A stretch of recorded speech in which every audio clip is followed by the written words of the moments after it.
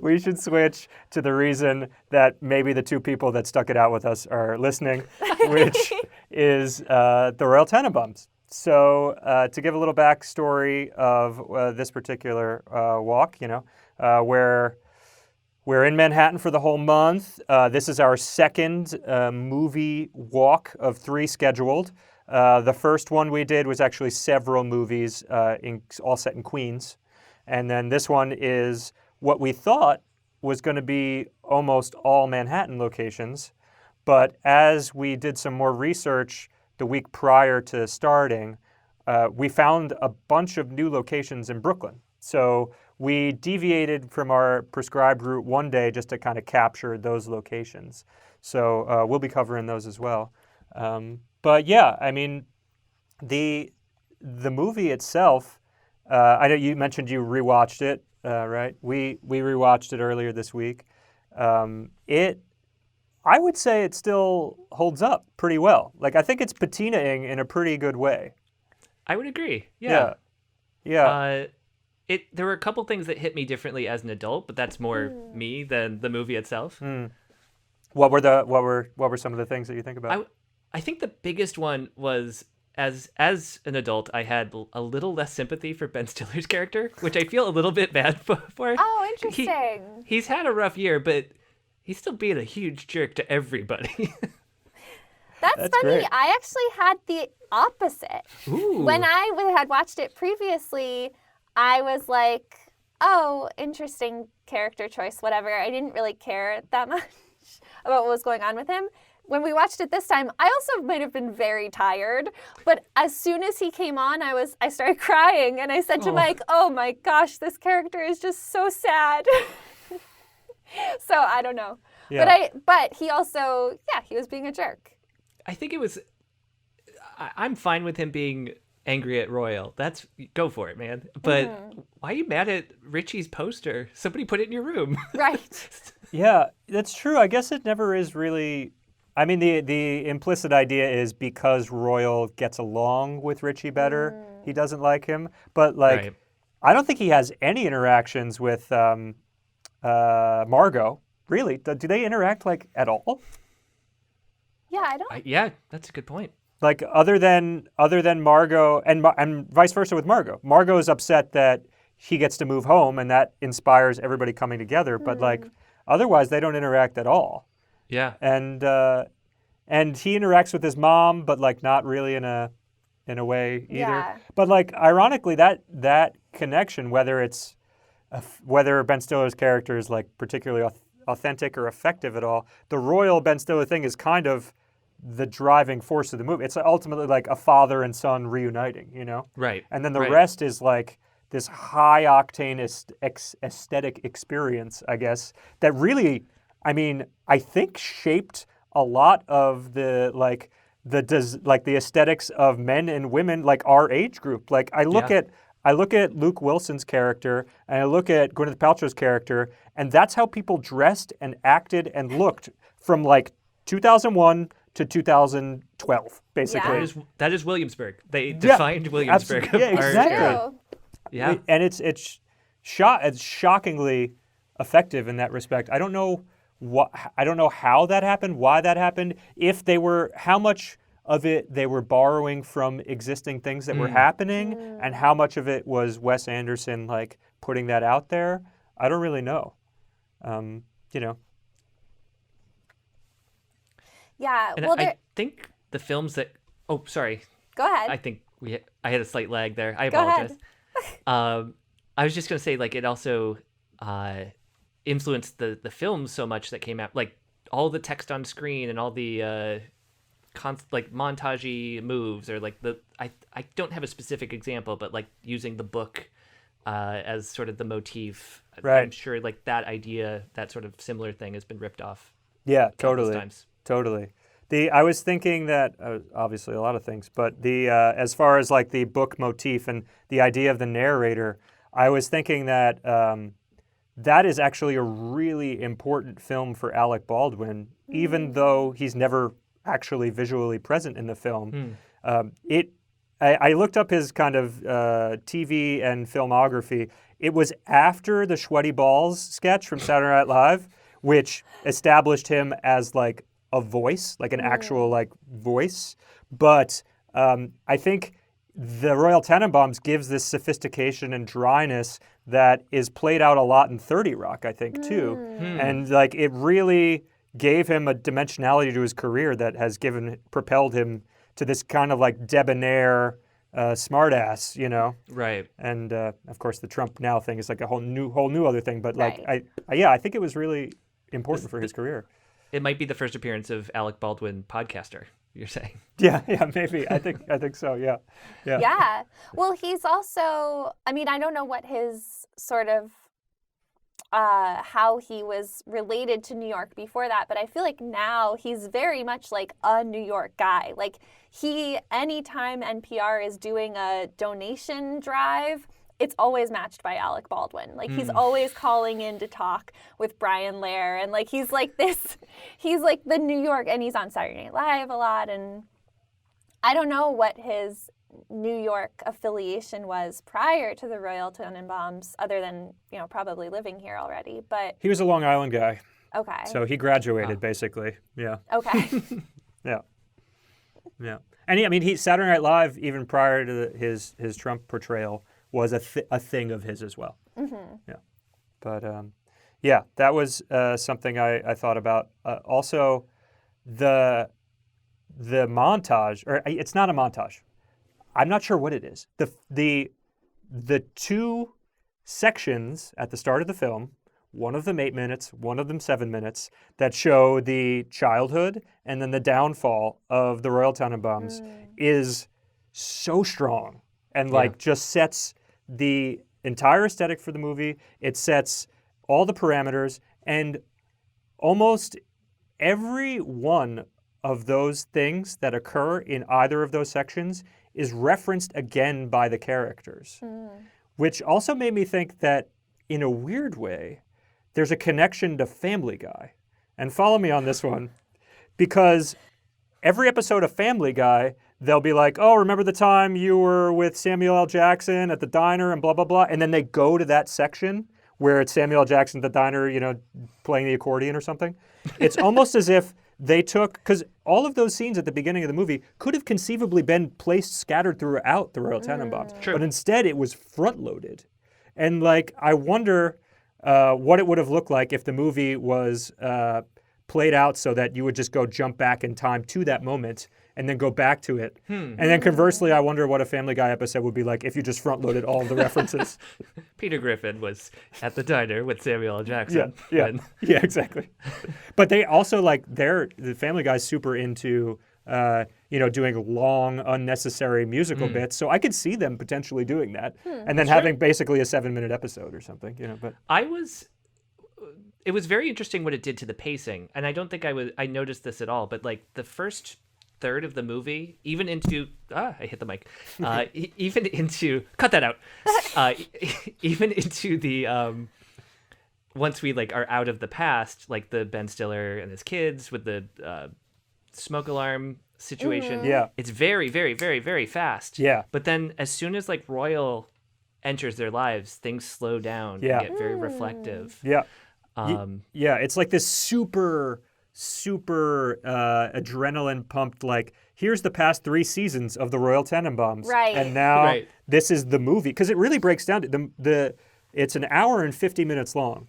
And it's 15 minutes of this preamble, an hour and a half of content, and then the credits. So I mean, Jesse, I don't know if I've never asked if it bothers you, but I literally, when we watch movies like this, I will stop and be like, what's the timing? I'm curious to like, where are the beats that are happening right here? And No, the only thing that bothers me is when you sit on the remote and it like fast forwards and we have to find it again. No, I don't mind a small pause. that's way more common than it should be. Well, I'm definitely feeling the aftershock of that comment. So, Sorry. oh no, I'm aware that it's annoying. But yeah, let's start going over the locations so folks can see. Go to the map. Let's go to the videotape.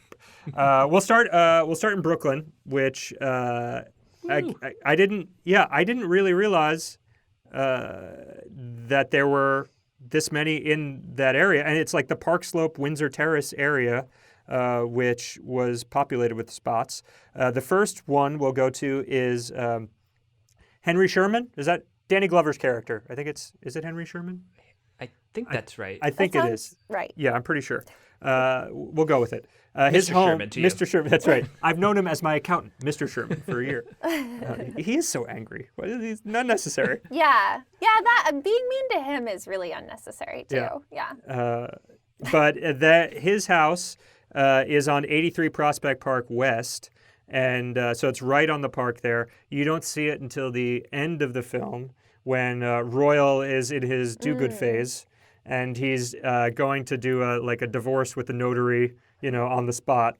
And it's a gorgeous home. Mm-hmm. I should have looked this up in advance, but we'll provide a link to it. It's now like an organizational location. It's not like a private residence. It is a home that houses different like community activities. Oh, cool. So yeah, and it was cool to see, and I passed it 100 times and never noticed. It's on between First and Second, so pretty close to Grand Army Plaza.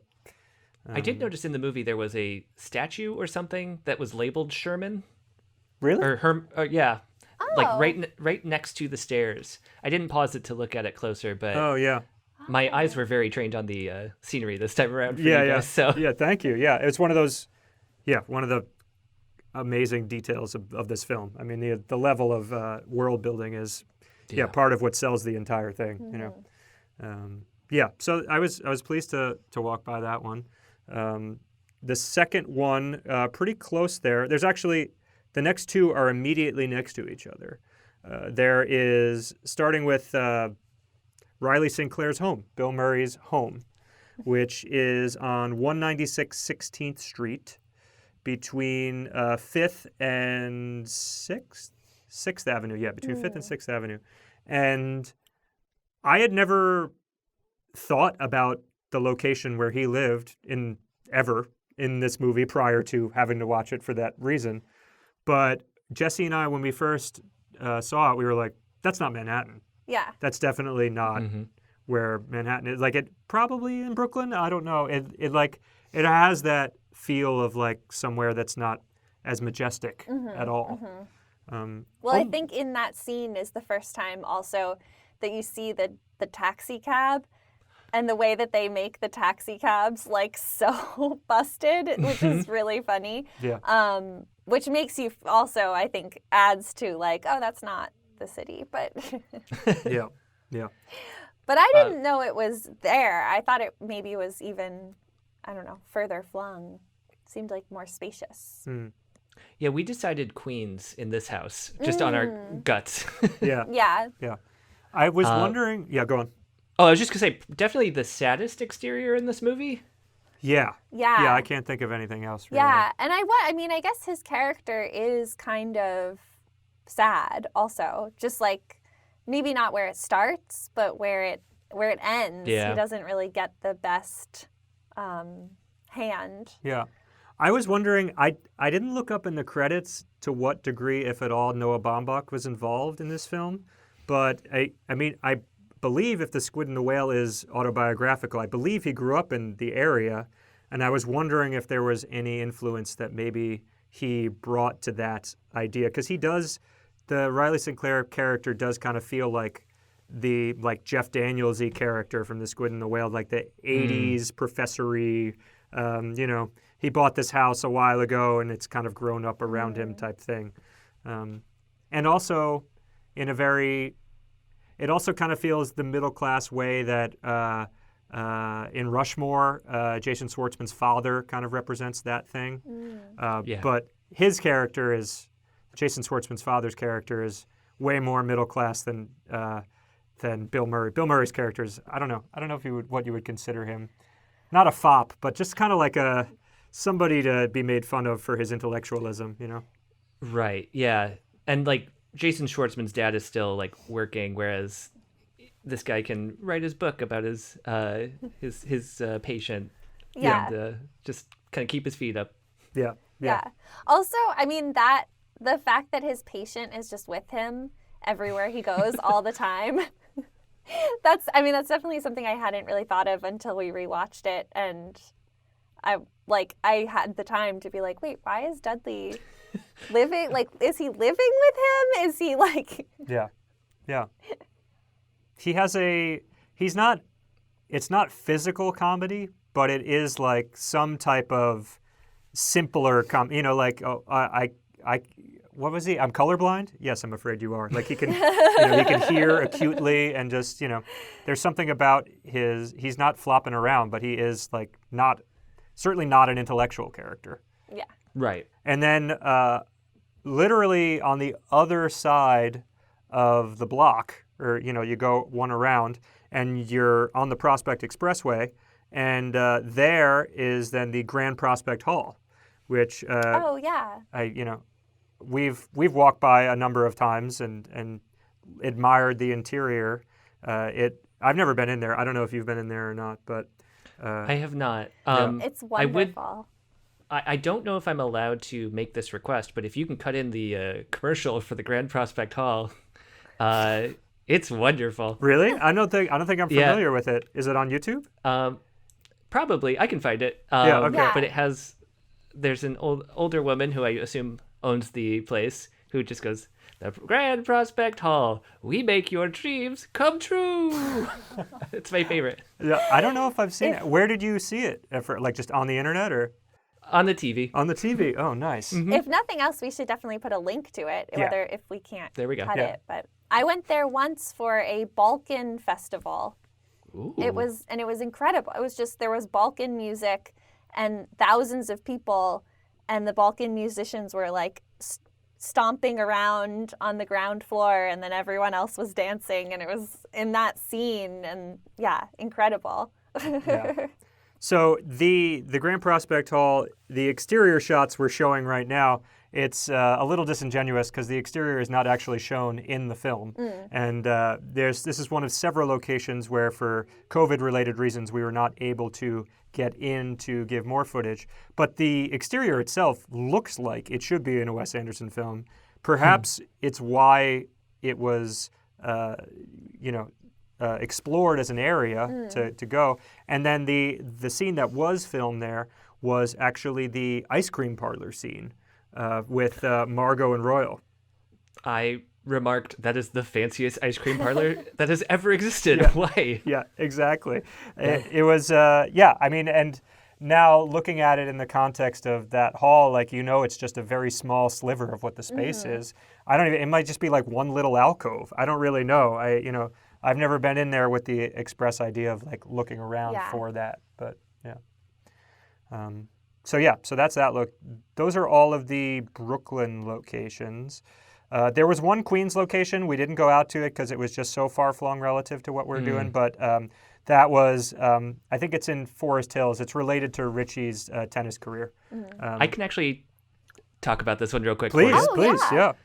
yeah. So I actually teach in Forest Hills. Yeah. So I have been here a few times, and they have since renovated and do concerts there from time to time. Oh, okay.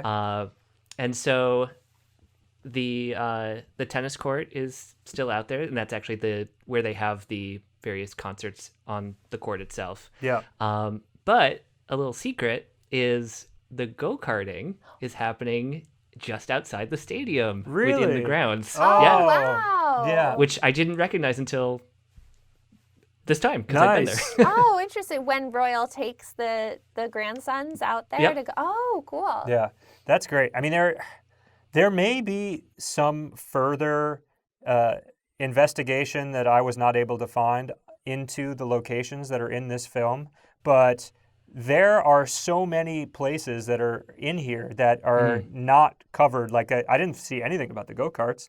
That makes sense. That Chad, Scoop for your podcast. That's right. Chaz's apartment, where they do the fire drill. yeah. The best I could see was somebody was like, I just know it's on Park Avenue somewhere. And In my heart. Yeah, it's right. It's right. And I think there's a lot of spots like that, which would be cool if there's whoever the locations person was for the Royal Tenenbaums. If you ever feel inspired and like in a lull of work, I think it'd be a really good thing to plot all the other spots that are not yet covered by the internet.